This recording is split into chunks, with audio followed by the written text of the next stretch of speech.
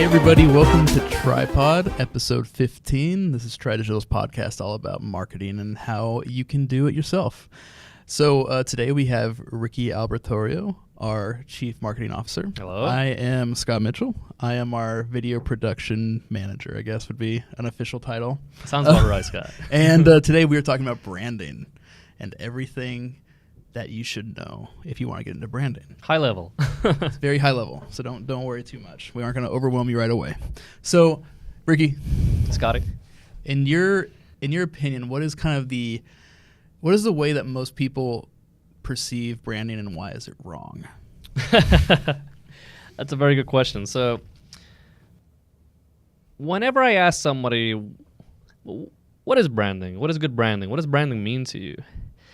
The answer that I usually get is, well, it's logos, it's a name, the type of colors, the imagery, websites, all those collateral pieces. And while all that is part of branding, it doesn't necessarily define what branding actually is.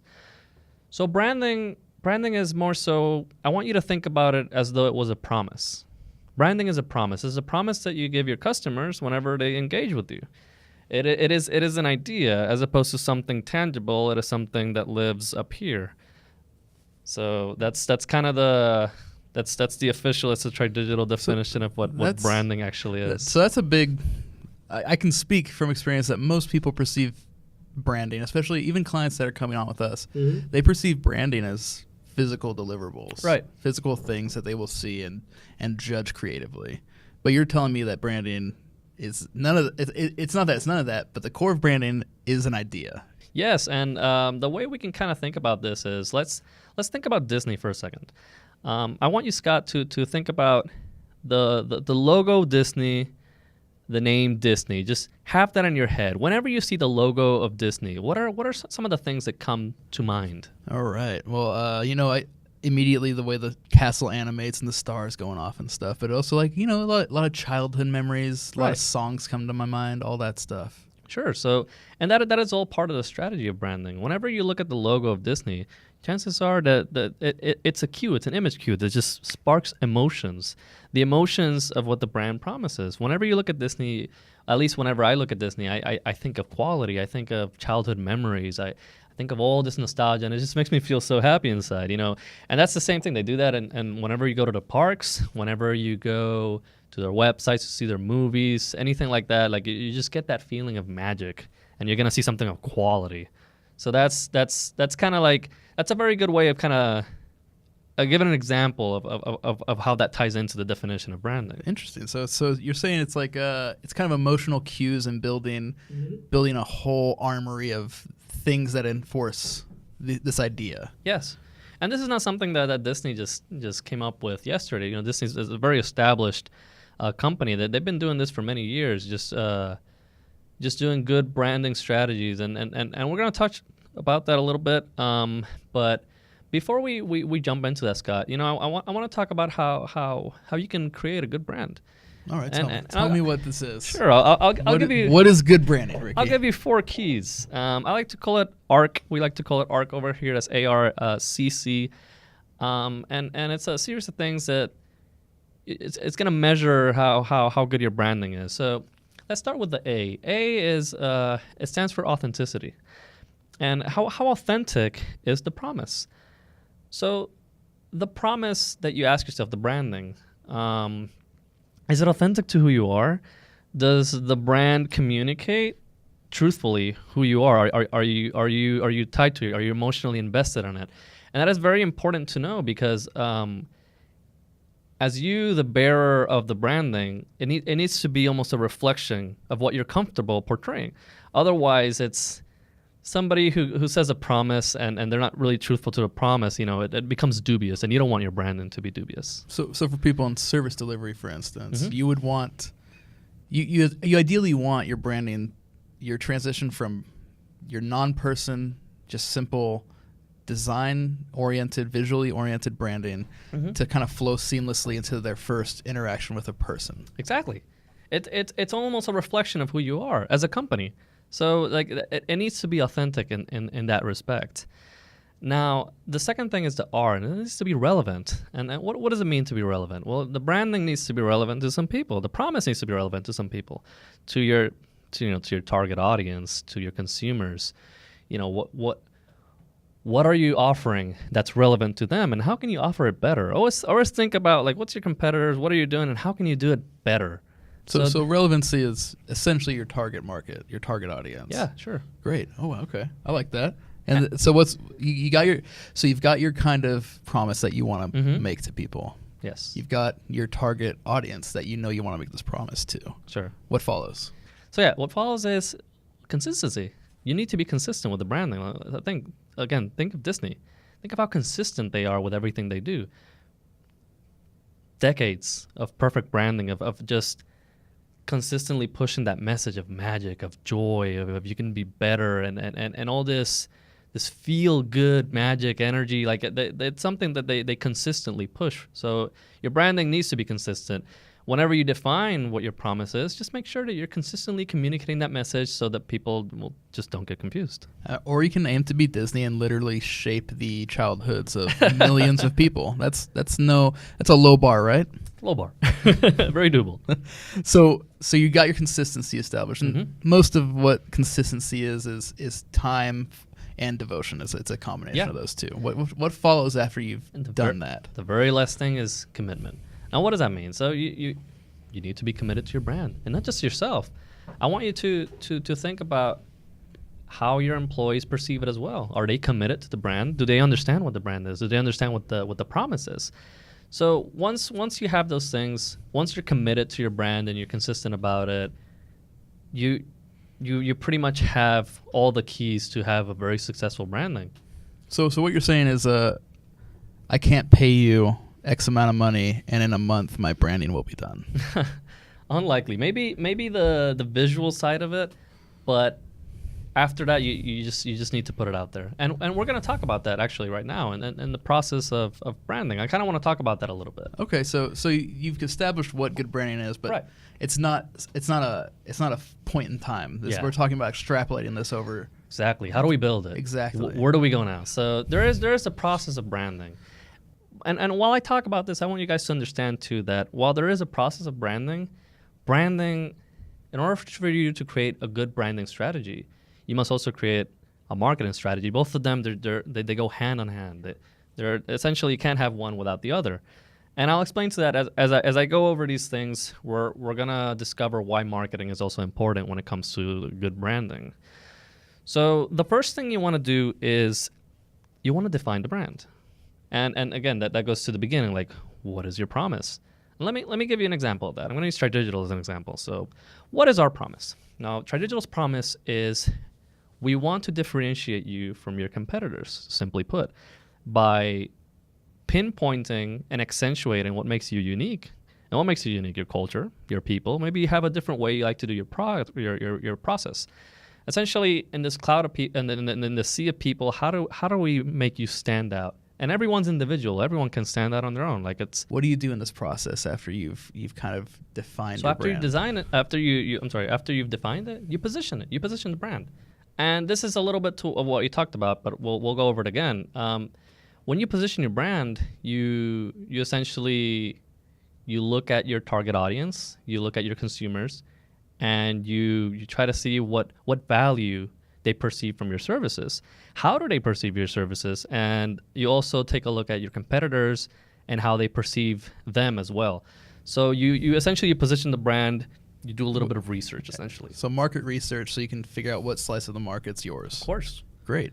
All right, so you define the brand, you've picked your slice of the market that you're going after. Yes, fantastic. So now comes the expression. You express the brand. And this is usually what people think of branding. When you express the brand, you start to create the tangible things. You start creating the logos. You start doing the marketing guides. All the design work. The brand guides. Essentially, yeah, the design work, but not just the design work. There's also the tone. This is also part of the brand. The way that you're going to speak, the way that your copy is going to be perceived. When you start expressing your brand, you start essentially creating a persona for your brand. Now, I'm gonna kind of define what persona essentially means. So a persona is you essentially treat the brand as though it was a human being. That's actually one of the best ways to think about it. Think of your brand as an employee, as a friend, as a partner. So think of Scott, for example. You look at Scott, what are the things that come to mind? He's a stylish fellow. He got long, nice red long, hair. beautiful locks. He dresses nice. He presents himself as a professional. Think of your brand in the same way. Let's talk about TriDigital.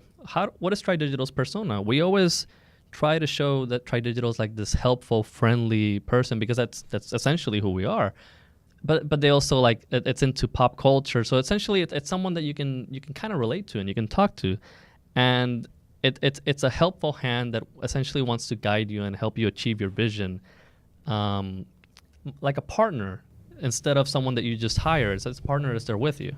So you want to kind of apply these human characteristics to your company. Mm-hmm. Well, what do you think the value of that is? Why would you want to apply these very human things to a very non-human company? It's a good question. There is the value there is that whenever you do your brand, whenever you touch your brand, whenever anyone in your company internally thinks of the brand, they view it as a person, and essentially your brand, whenever you put it out there, it's your spokesperson. It's the person that essentially shows who you are, and it's a salesperson when you're not there. Essentially, whenever you treat it like a person, you want it to maybe presentable, or you want it to look a certain way. So it's like the first face of prospects, yes, essentially. And that actually goes towards our next point. It actually ties in pretty well, and that is to communicate your brand. So why is it important that you give it all these attributes, these human attributes? Well, whenever you go to communicate your brand, which is the next step, and this is, like I said, this is where the marketing comes in. Whenever you communicate your brand and you start showing it out there, you start doing emails, social media, you start doing your website, collateral pieces, all those things, it is important that the brand is consistent. And so the next step is to build brand awareness. And again, that goes back to what you were saying of the importance of giving these human attributes. Your brand is essentially going to be your spokesperson at this point. Your salesperson is the person that they're going to look at the face of your brand as you communicate it. And how do you communicate it? Well, a series of emails, maybe your website, collateral pieces. These are things that people are going to start looking at. And this is the next step, essentially. You're putting yourself out there. And while you're communicating externally, it is also very important that you communicate internally. And it goes back to our point with the ARC, that you need to be committed and your people need to be committed. And how can they be committed? Well, they can be committed if every time that you send something out, you express it to your team. You let them know, like, hey, this campaign went out, this went out. They're aware of where the branding is and where the marketing is. And again, this is why marketing and branding, they go hand by hand.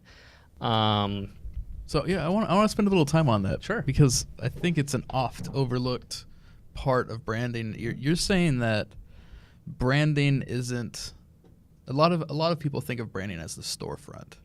If I'm gonna make an analogy here, the branding's the storefront, but everything that happens behind the scenes doesn't necessarily fall under that purview. So everything behind the counter isn't included in branding.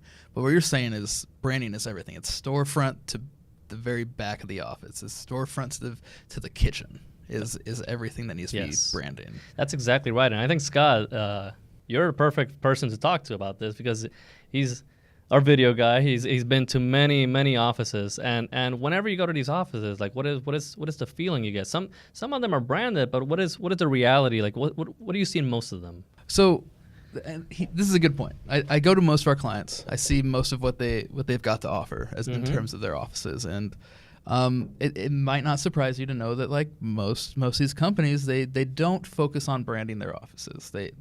Offices are often a utilitarian thing for these companies. They want a good blend of price and space.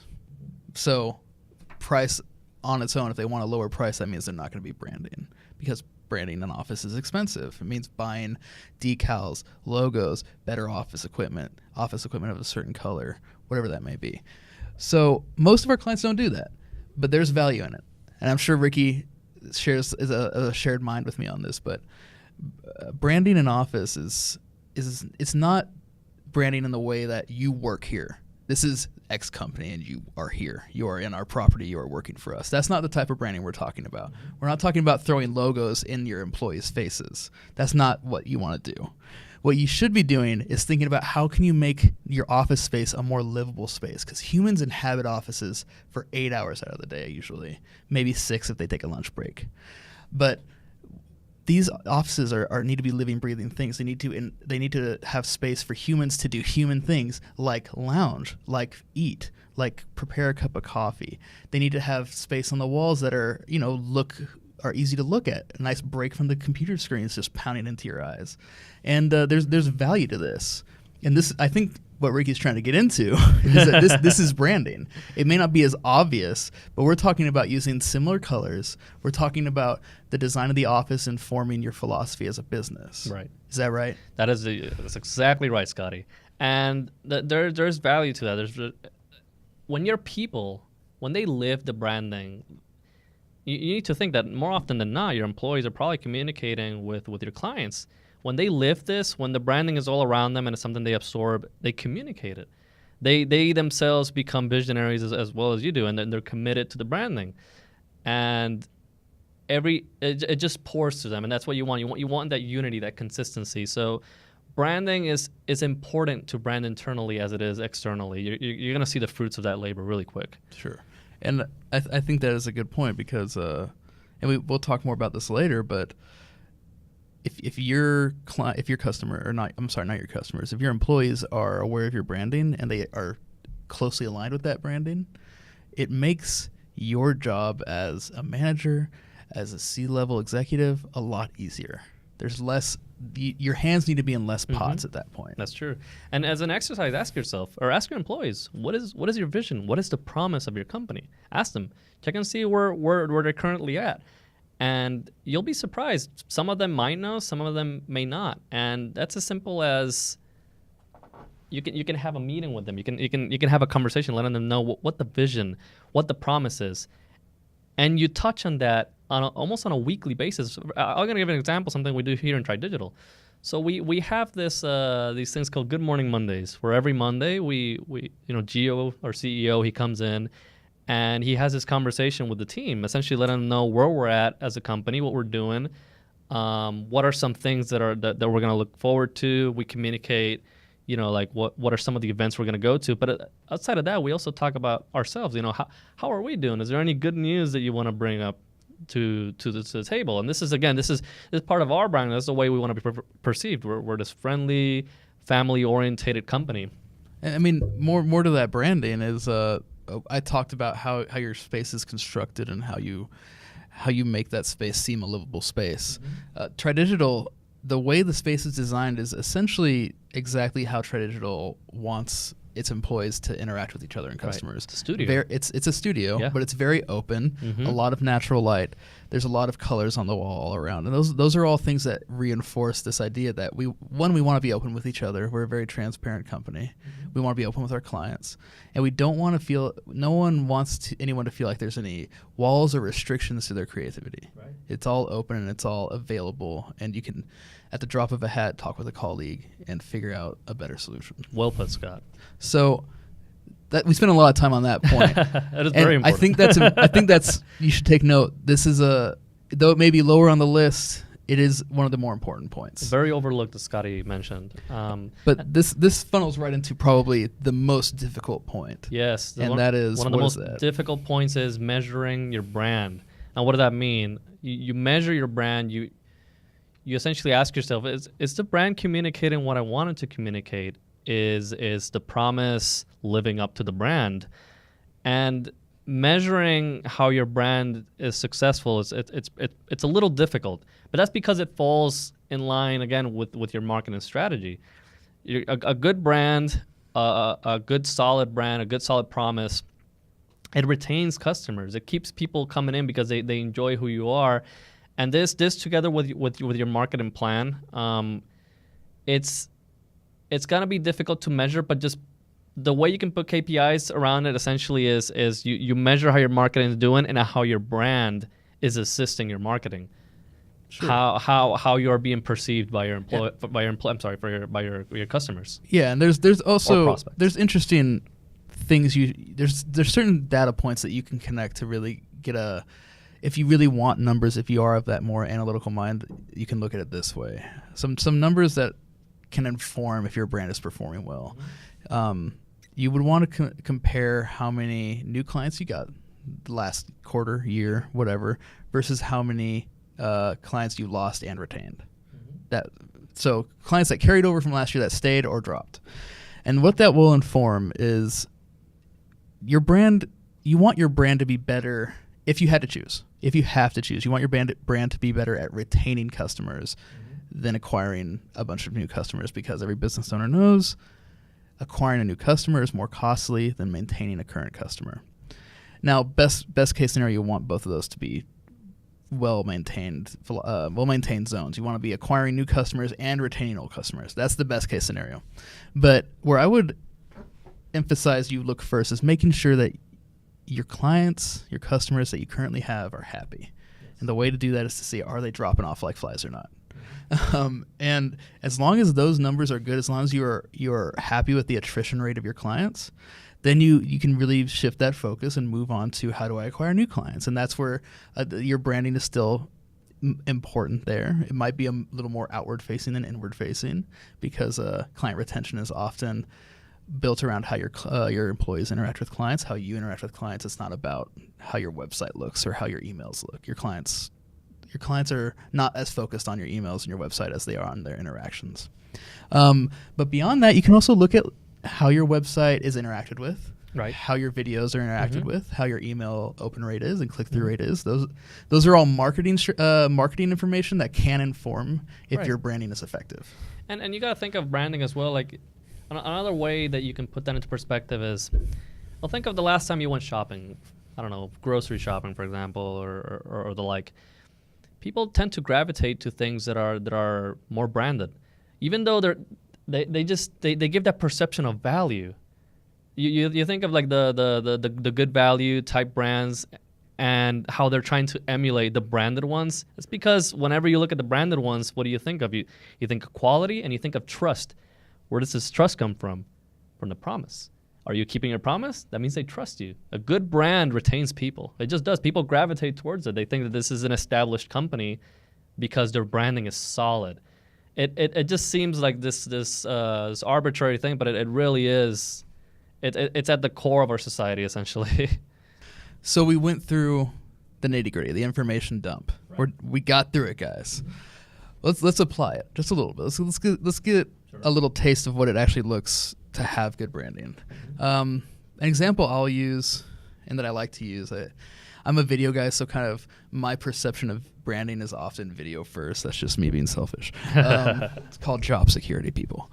And when I think of extremely well done branding that carries over to video, I think of American Airlines.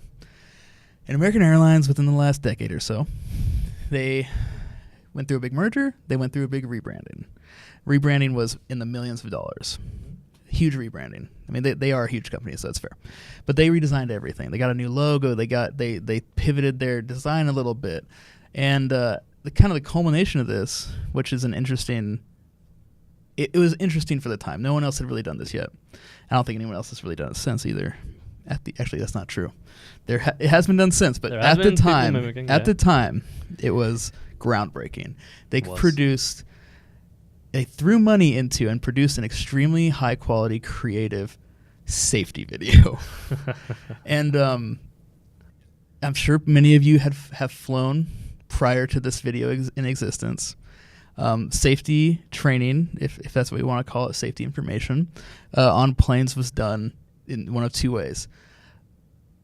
Something that looks like it was recorded on your father's tape recorder.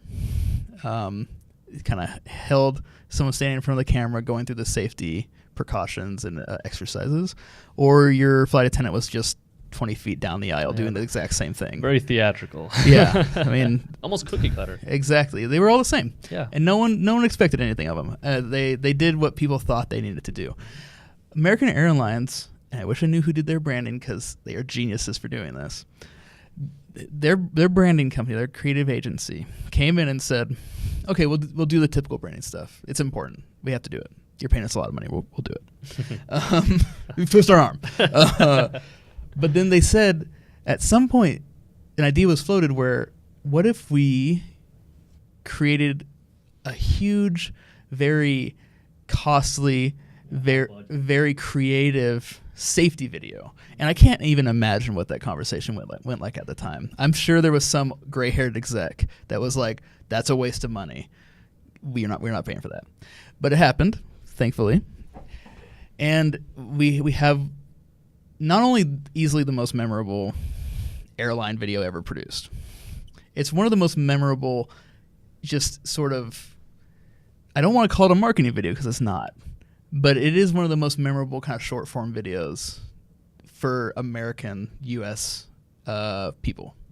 It's kind of ingrained into anybody who's ever flown American, which is one, that's what every company wants. Anytime if a customer, past or current, interacts with your marketing and knows exactly what it looks like, your marketing's really, really... That impression. I'm sorry, not your marketing. Your branding yes. is very, very good. That impression is very important. And American nailed that. And it's interesting that they did it this way because they didn't do it in an obvious marketing grab.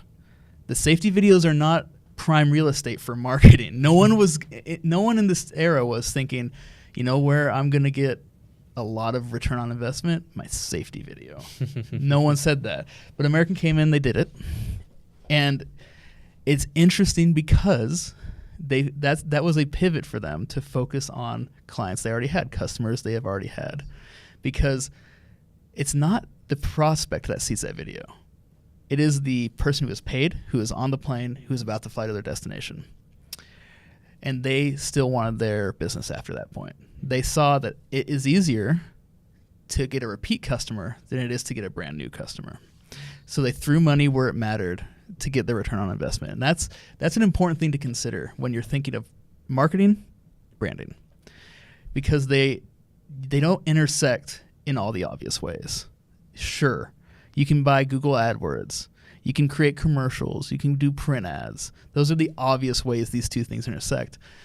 But if you start thinking of out there ways, safety training videos for MSPs providing services, videos about your services, client testimonials, roundtable discussions with you and your staff, things like that, they aren't obvious marketing grabs. And because they aren't obvious marketing grabs, it's not as off-putting.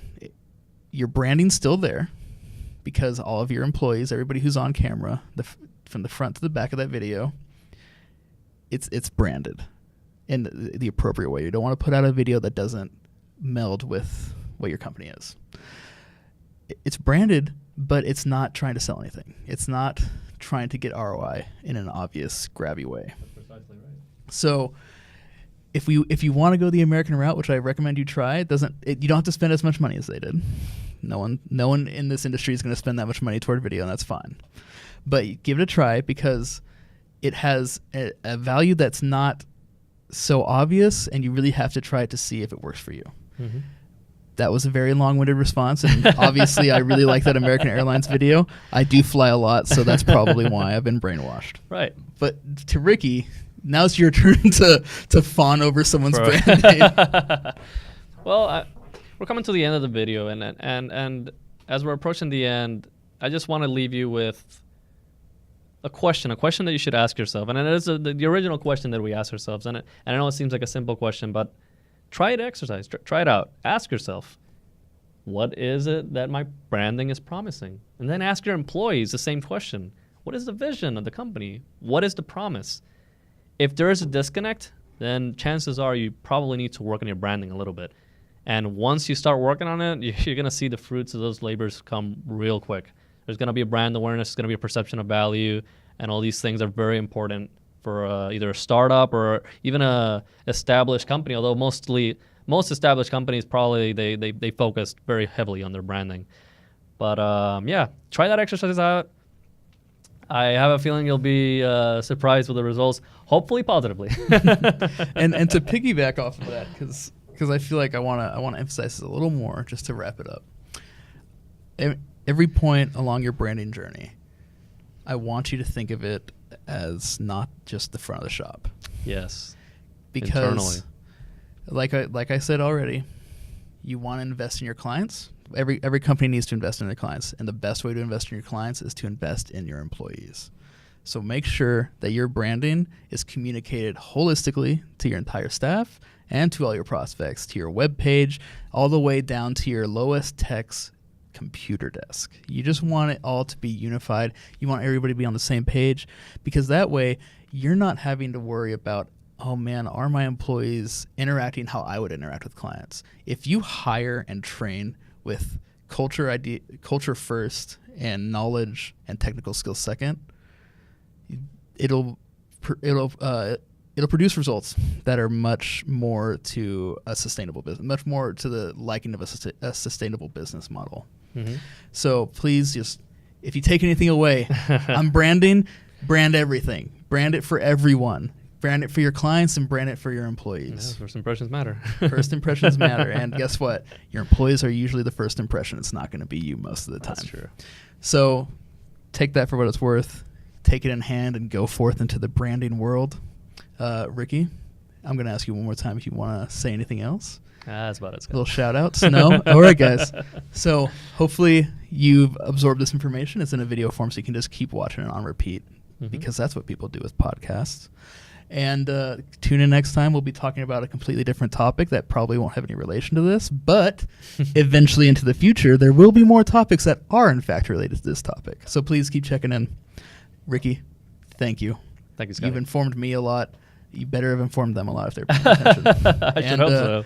Guys, this is it.